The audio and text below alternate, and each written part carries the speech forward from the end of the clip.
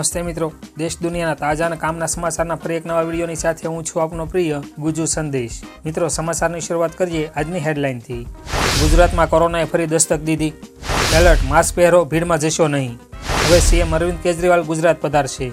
ન આવવાની અપીલ બાદ આમંત્રણ। સીએમની અધ્યક્ષતામાં વાઇબ્રન્ટ ગુજરાતને લઈને મળી રિવ્યુ બેઠક। શ્રી ખોડલધામ ટ્રસ્ટની નવી પહેલ। સંસદના ઇતિહાસની સૌથી મોટી કાર્યવાહી। ગુજરાતમાં કોંગ્રેસને વધુ એક ફટકો। કોરોનાને લઈ સરકાર એક્શન મોડમાં। જ્ઞાનવાપી મસ્જિદ મામલે તમામ અરજીઓ ફગાવાઈ।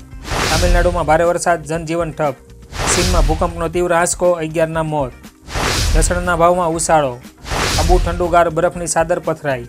કોવિડની સાથે ઝીકા વાયરસનો વધ્યો ખતરો, નાસિકમાં મળી આવ્યો દર્દી। અને આવનારા 24 કલાકને લઈને આગાહી। આ તમામ સમાચારો આપણે આજના વિડીયોમાં જાણવાના છીએ। તો મિત્રો, વિડીયોને અંત સુધી જોતા રહેજો। તેમજ ચેનલ પર નવા હો તો ચેનલને સબસ્ક્રાઇબ કરી લેજો અને વિડીયોને લાઇક કરી લેજો।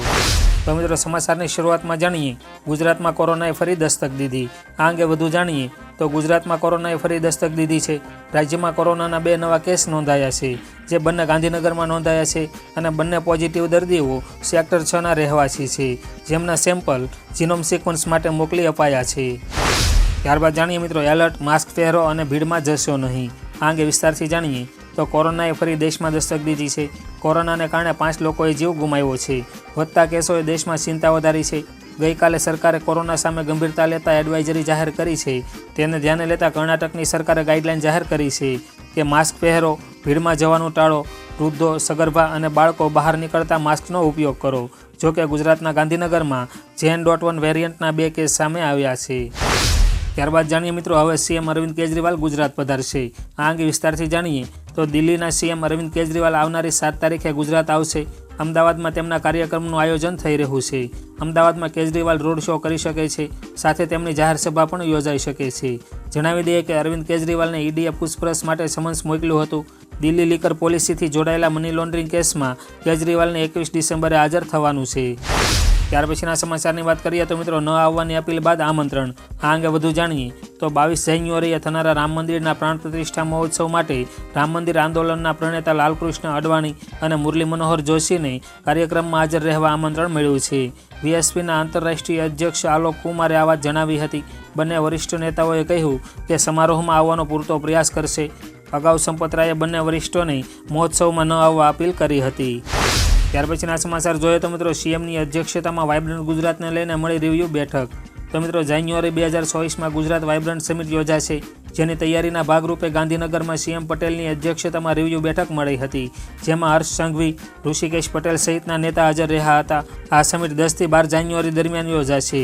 આપને જણાવી દઈએ કે વાઇબ્રન્ટ સમિટ માટે અત્યાર સુધી ₹25,000 કરોડથી વધુના MOU થયા છે, જેમાં કેટલીક વિદેશી કંપનીઓ પણ ગુજરાતમાં આવશે।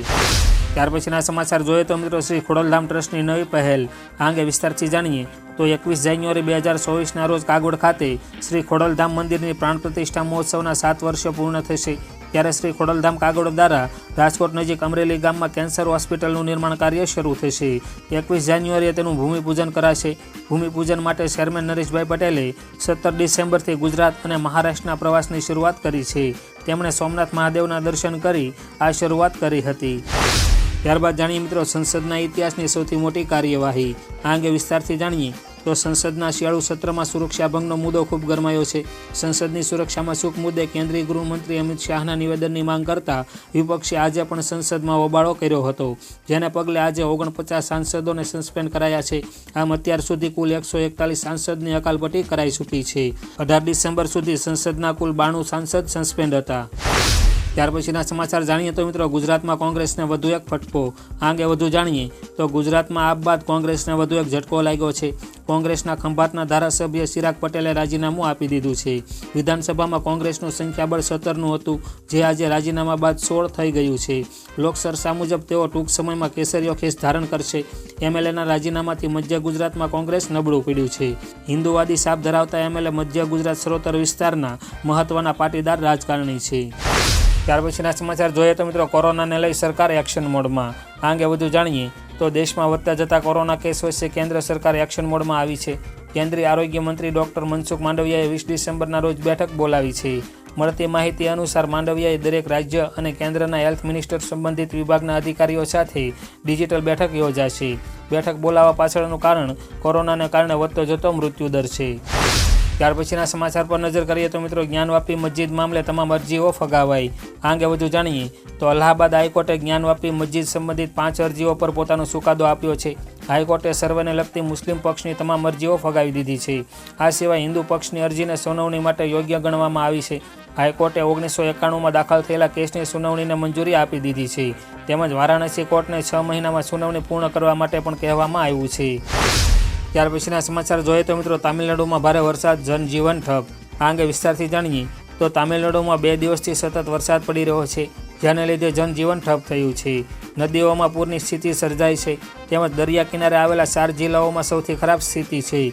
રાજ્યમાં શાળા અને કોલેજોમાં પણ રજા જાહેર કરાઈ છે. સાવચેતીના પગલે NDRFના 250થી વધુ જવાનોને સ્ટેન્ડ બાય રખાયા છે. તેમજ 7,500થી વધુ લોકોને સલામત સ્થળે ખસેડાયા છે. આગામી 48 કલાક પણ ભારે વરસાદની આગાહી હોવાથી સ્થિતિ વધુ વણસી શકે છે. ત્યાર પછીના સમાચાર જાણીએ તો મિત્રો, ચીનમાં ભૂકંપનો તીવ્ર આંચકો, 111ના મોત. તો મિત્રો, ચીનમાં ભૂકંપના જોરદાર આંચકા અનુભવાયા છે. ચાઇના અર્થક્વેક નેટવર્ક સેન્ટર અનુસાર સોમવારે રાત્રે 11:59 કલાકે ઉત્તર પશ્ચિમ ચીનના ગાંસુ ક્ષેત્રમાં ભૂકંપ આવ્યો હતો. રિક્ટર સ્કેલ પર ભૂકંપની તીવ્રતા 6.2 નોંધવામાં આવી છે. ભૂકંપના જોરદાર આંચકાના કારણે ઘણી ઇમારતો ધરાશાયી થઈ છે અને 111 લોકોના મોત થયા છે. તેમજ અનેક લોકો ઘાયલ થયા છે. તંત્ર દ્વારા રાહત અને બચાવ કામગીરી યથાવત છે.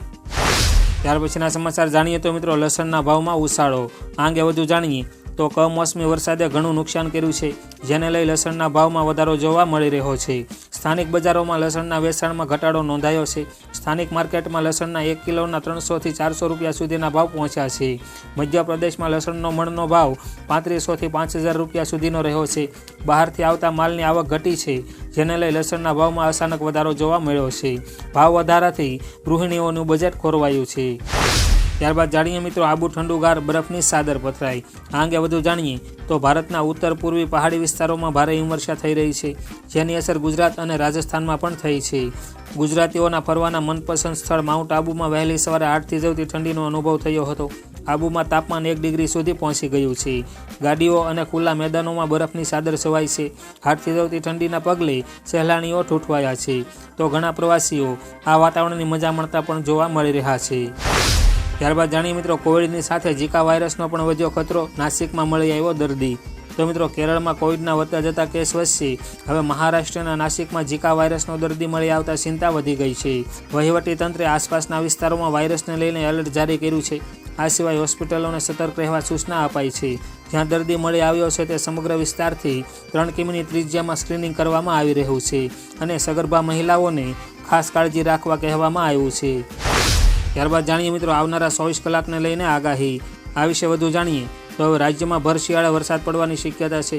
ગુજરાતમાં હવામાન વિભાગે આવનારા 5 દિવસ માટે કમોસમી વરસાદની આગાહી કરી છે.